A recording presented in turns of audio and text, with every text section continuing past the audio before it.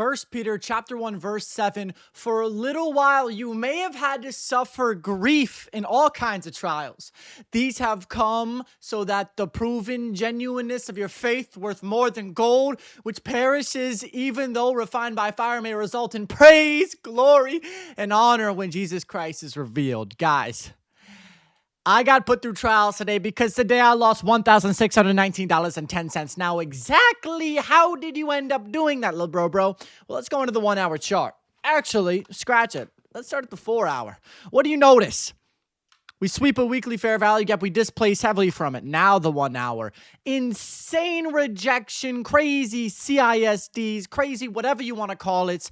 Obviously, just displacement towards these gaps above. Great DOLs. Everything looked amazing, right? Everything looked amazing. You go on the 15-minute. You can see exactly what's going on. Oh, that's not the 15 minutes. You go on the 15-minute, you can see extremely bullish, 15-minute intermediate low. This also turns into a 30-minute fair value gap at 9:30 when 9:30 opens. So we are obviously bearish. We go down to the 1 minute chart. 9:30 opens and boom, absolutely blew it out of the water. I go down to the 30-second. I go come on, let me get something. I go, wow, why is it not closing? And then boom, we get our displacement. The reason, first mistake. I hated how ES looked in this moment. ES not showing displacement up, showing that it wanted to go to the downside, respecting 1 minute or like creating equal highs, whatever, dude. I knew it wanted to go down. It goes down and it doesn't hit it. It just doesn't hit it. It doesn't go down. I lied when I said it went down. And we continue to get amazing displacement up. At this point, I see this. I go, oh, we're ripping. So I throw my stop loss here. I throw my take profit right here. I go, let's go. Now, I figured in this moment, even if ES wants to go down and take out, that's not ES. Even if ES wants to go down and take out this level, there was no way NQ is going down to my stop loss, not hitting the external, not hitting the 4 hour. This low is extremely protected. Why do I think this? Not only are we bullish on the 1 hour, right? Amazing chart looks great. Let's go back to it, bro. Let's go back to it. You might as well. Chart looks amazing. We are extremely bullish. We're chasing after this 4 hour fair value gap and more draws further above. And we had just swept a weekly fair value gap, meaning we really had no reason to continue down. So I enter here. Now you will notice technically the 1 minute did not close. Why do I not care about this? The reason why I don't care about this 1 minute getting close through is simply because I do not think that 1 minute fair value gap means anything. Even if I did take the 30-second, I promise you I was not going break even here, right? Now, yes, it's a problem of its own that I need to learn how to pull trigger, right? I need to pull trigger instantly. I can get scared about 2 candles that have slight wicks and just think, oh my gosh, this trade must suck, right? Now, I will admit that ES got in my head. I already took care of that, bro. I wrote it down in my journal already, and I said, bro, I cannot be doing this.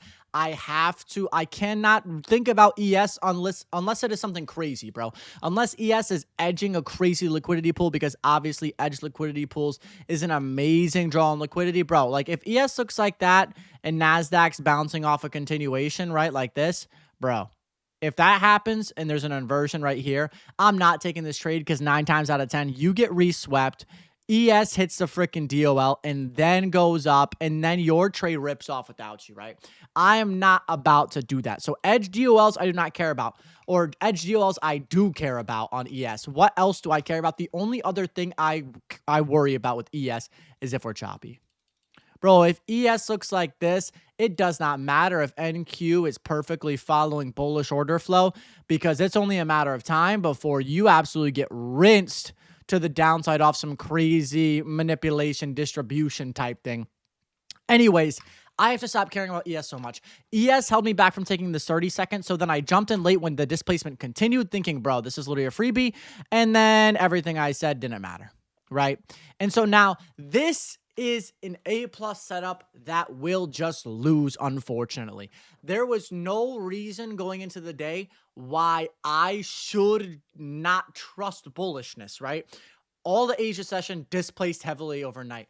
All of London session displaced heavily overnight. And all I was doing was going with the overnight trend, continuing it to an amazing draw, right? That's my conviction. And there's other people that are profitable that took this setup, which I shouldn't even compare myself to because it doesn't matter what other people think.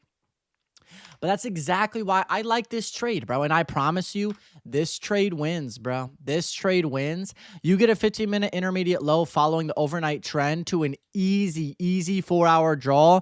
Bro, it's hitting. Now, I will admit that we had already hit a 4-hour fair value gap on ES. Yes, this is true. But there's two reasons I don't care about this. Now, yes, there's a rejection wick here. I'll admit that. I didn't necessarily see that. But either way, I wouldn't really matter.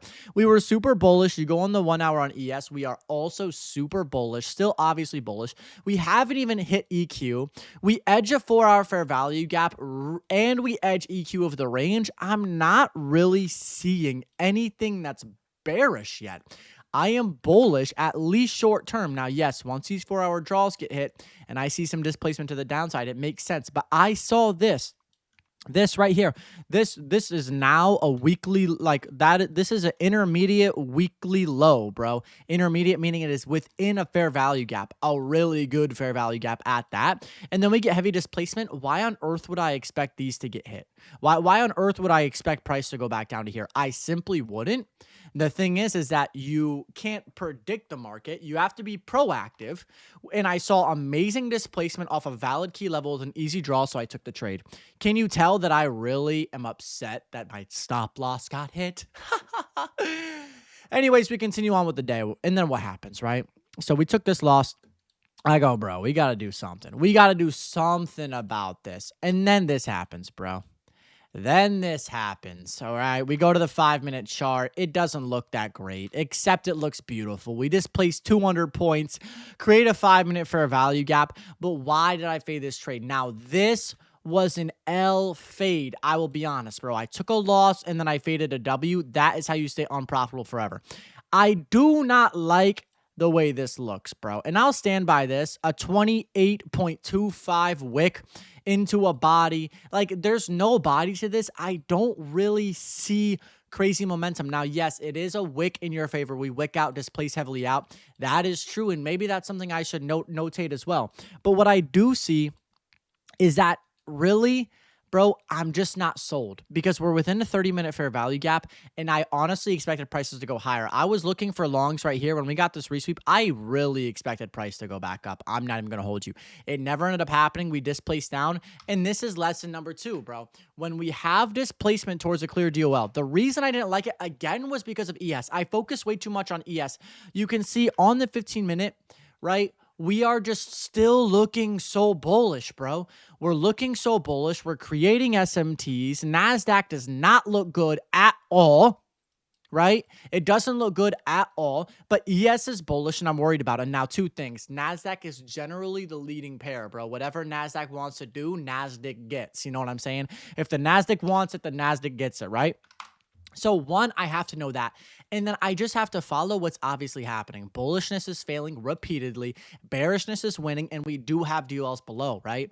Even if I still expect us to be bullish, it makes sense that we would at least hit the 30-minute fair value gap. I could have easily shorted right here, thrown my stop loss right here, target a 1-to-1. And then this like almost news candle came out and blew through my TP or my alleged TP. It wasn't my TP. But this is a trade that I probably should have taken, really, because I didn't like the candle bodies, but because the wicks are in my favor, meaning price is like rejecting heavily from that area, that should honestly increase my conviction. And then ES, again, cannot bother me unless it's extremely choppy or it edged the crap out of a DOL, because NQ generally, bro, I'm telling you, every time I start worrying about ES, bro, I'll go like on a week-long spree of caring about ES. I lose all my trades. I fade good setups. I take bad ones. Bro, stop looking at ES because it doesn't really matter, bro. And that's for me, bro. Like, I'm repenting actively right now. And what am I going to do to change it? I'm not going to worry about ES at all unless it's clearly bleeding tremendously towards a DOL. It's super choppy. or whatever the third thing I said was, bro. I'm not going to hold you. So I faded the best setup of the day. We got a 1 minute CISD entry here, but I'm just not taking a trade like that. And then we honestly just shop around for the rest of the session. We bled out. It's pre-UFMC. I'm blaming this one on FOMC, gang. I'm not even going to lie to you. We get a 4 minute IFVG here. Why do I not really like this trade, bro? Just because of the reaction, bro. This reaction looks horrible. I mean, you can say like, yeah, you maybe got, that's not even a CISD because it's not even the series of closed candles that cause manipulation, but we're not going to get into that. But the 4 minute, like, yes, bro, it looks all right. And yes, there is a 15-minute fair value gap right here, and it looks like a valid draw. And the 4 minute doesn't even look that bad. And yes, it blows through your TP. But the reason I don't like it is just because the 1 minute looks horrible, bro. I'm going to take a trade right here. When the 1 minute looks like this, all the LRL is here. I'm going to be honest. I care about what the 1 minute chart looks like because think about it, bro. The whole market, not actually, but a lot of people are looking at the 1 minute chart. If I'm on the 1 minute chart, bro, this looks horrible. And yeah, I can go on the 4 minute and it doesn't look like there's LRL, but this still doesn't look good, bro. Are you kidding me? You have a bigger wick than you do the body. You reject the 4 minute like crazy twice, and then you don't even close that strongly through. Now, maybe I could go on the 1 minute and wait for more displacement, wait for a closure out of this range or something, take a trade like right here, and then target a 1-to-1. But every time I wait for more confirmation, for the most part, like I did good the other day on my YouTube video that I posted, but when I'm just waiting for more, when I don't have to on these higher time frame setups, bro, it's just not working out, bro. If the trade is good enough, I should take it on the IFVG or I should not take it at all, because what matters is not, oh, just displacement. It's the high time frame, it's the structure, it is displacement, but it's also how protected is my stop loss, bro. Is my stop loss protected? I do not think it's protected when I have all this LRL below, and that's just how I feel about it. And no one can tell me otherwise except my own personal conviction as I continue to learn as the market teaches me. God bless y'all. If y'all took a win today, good job. You are way better than me. I'm blaming this on FOMC. I did nothing wrong. I genuinely stand by this. I like this setup a lot. A little bit discretionary on entering in the 1 minute fair value gap, but again, if my idea is right, the 1 minute is not stopping anything. So you could say my idea is wrong, but honestly, I think this is more of a statistical thing. The fact that we didn't go into the 4 hours low-key crazy, given the context of the situation, hitting the weekly fair value gap and displacing so heavily off of it. I love y'all. I appreciate y'all. 12 minutes. Holy cow, shut up. Later.